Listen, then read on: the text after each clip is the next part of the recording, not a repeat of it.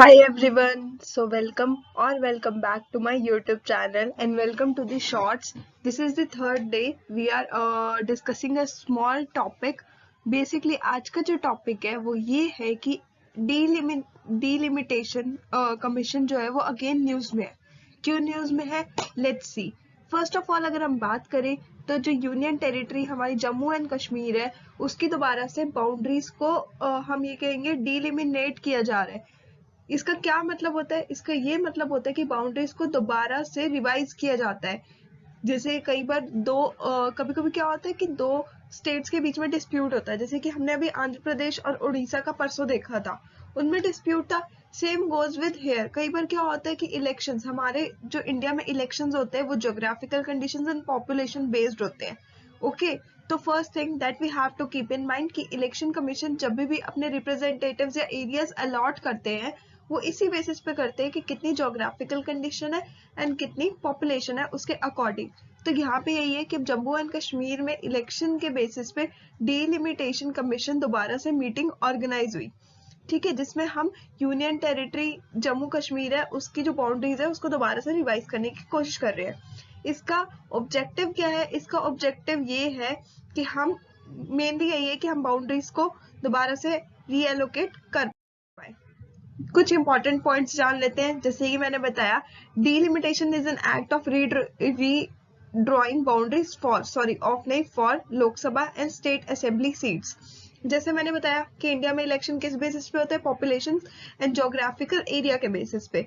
तो यही बात यहाँ पे है कि हम दोबारा से डीलिमिटेशन करने की कोशिश कर रहे हैं बाउंड्रीज को, because we want exact figure for the Lok Sabha assembly seats. अब ऑब्जेक्टिव मैंने आपको बता दिया है कि प्रोवाइड इक्वल रिप्रेजेंटेशन और equal segments of a population so that we could arrange the proper, or we can say the exact thing for the elections for the union territory. अब constitutional provision यहाँ पे क्या कहता है? वो कहता है कि आर्टिकल 82 जो है पार्लियामेंट्स का, वो उसके अंदर डीलिमिटेशन का एक्ट आता है. ठीक है, और डीलिमिटेशन एक्ट जो है वो एक जो कैरिड करती है वो एक इंडिपेंडेंट कमीशन है.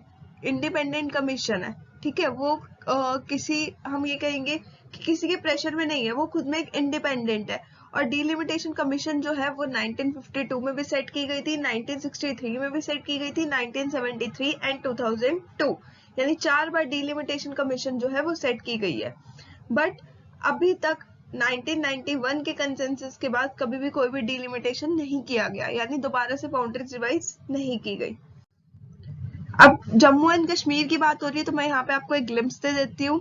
अब यहाँ पे क्या पॉइंट है कि जो ये वाला जो कश्मीर है ना, you can see, just a second, ये वाला जो कश्मीर है ना ये काउंट होता है पाकिस्तान ऑक्यूपाइड कश्मीर के अंदर. और ये वाला जो लद्दाख रीजन है ना, सॉरी यहाँ ये वाली नहीं, ये वाला जो लद्दाख रीजन है ना, इसमें क्या हुआ पड़ा है? इसमें किया पड़ा है इन लोगों ने, चाइनीज ट्रूप्स ने कहीं ना कहीं कब्जा. तो यही पॉइंट है कि हमारे पास जो कश्मीर है वो यहाँ तक है, इसके बाद पाकिस्तान की बाउंड्रीज या हम कह सकते हैं कि सीमाएं शुरू हो जाती हैं.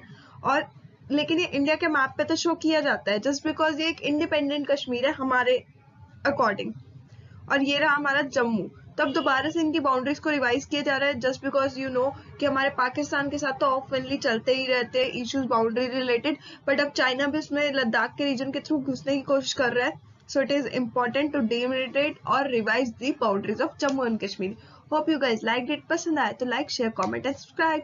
तब तक के लिए बाय बाय.